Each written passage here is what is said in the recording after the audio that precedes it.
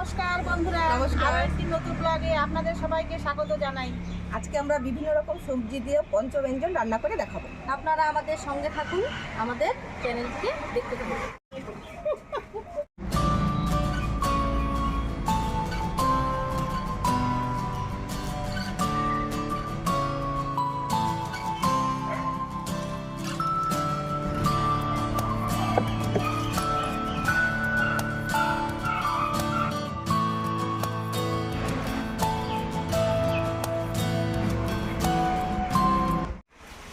এখনকার কচুগুলো খুব ভালো।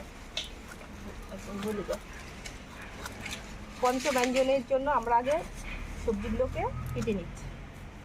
মনিকা, আজকে হাওয়ার জন্য আমি মনটা জ্বালাতে পারতেছি না। দেখো,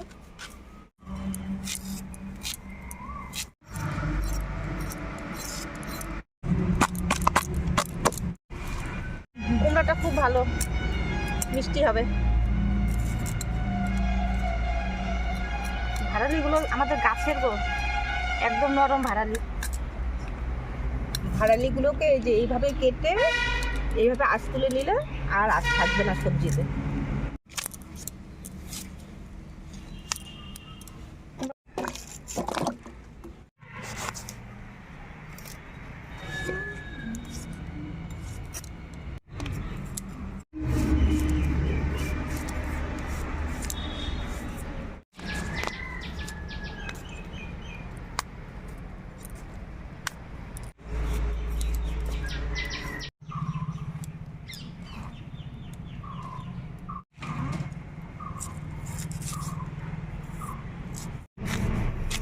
কোয়াশটাকে জলে ভিজিয়ে নিচ্ছি, তাহলে আর কুয়াশার কষ হাতে লাগবে না।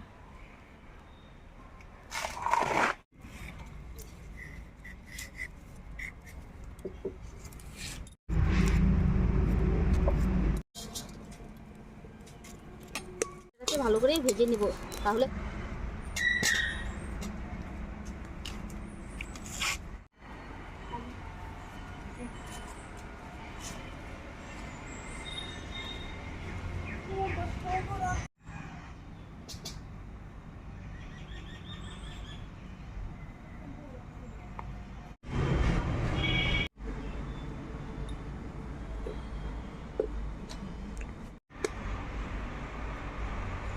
একটা শুকনো লঙ্কা, তেজপাতা দিয়ে দিলাম,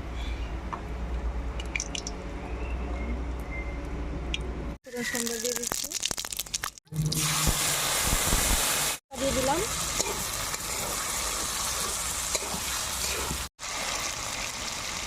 রান্না করো, আকাশে পুরা মেঘ উঠছে, বৃষ্টি আসবে। হ্যাঁ আমাদের রান্নাটাও তো একেবারে নেড়বেলা। এবার কি সবজিটা দিবা? হ্যাঁ,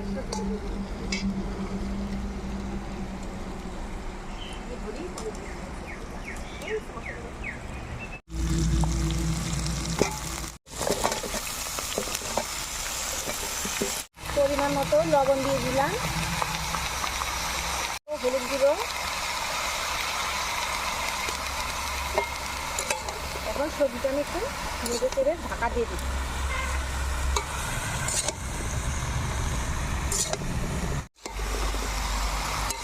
অনেকে তো চেনো না, এই যে আমরা যে হাতে মেহেন্দি লাগাই, এটা হলো সেই মেহেন্দি গাছ।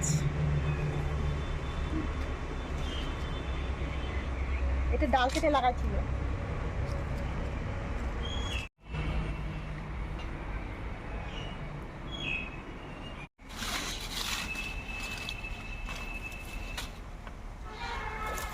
শুকনো ভাবছি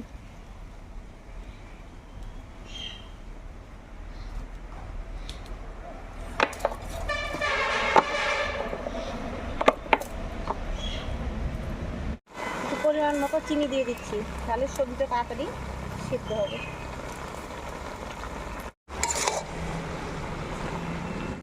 আমার সবজিটা হয়ে আসছে, এখন আমি এই যে ভাজা জিরার গুঁড়োটা দিয়ে দেব।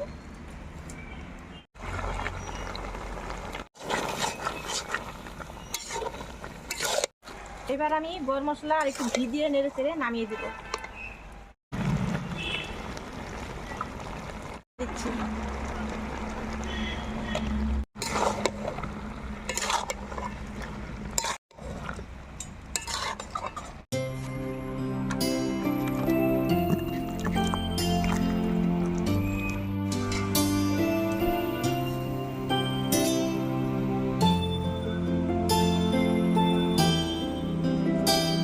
আজকে আমাদের পঞ্চব্যঞ্জন রান্না তৈরি।